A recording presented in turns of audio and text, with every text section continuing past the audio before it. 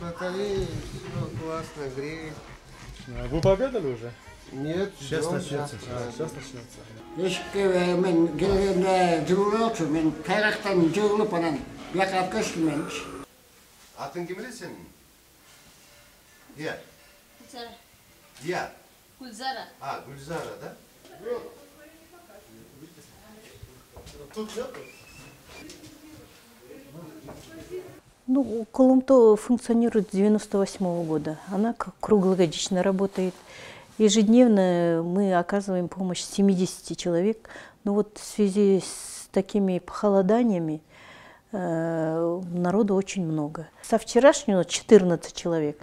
Это, считайте, кроме у нас там было 74, еще 25 человек. Это за ночь 99 человек проночевало. Ну, из 25 там 4 человека осталось.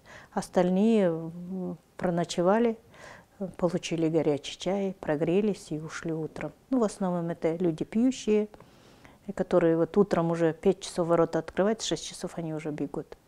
Но здесь у нас пить мы не разрешаем. Если он здесь остается, он должен какие-то придерживаться наших норм. Контингент очень сложный, разный бывает.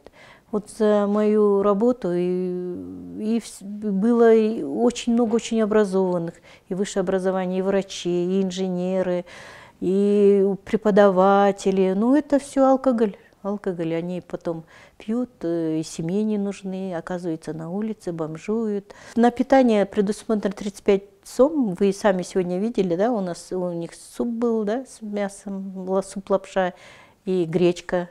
В одежде мы нуждаемся, конечно, бэушной, вот, потому что они приходят, вы видите, вы их снимаете, они снимали, они же нормальные, как будто, как и мы люди выглядят. А как...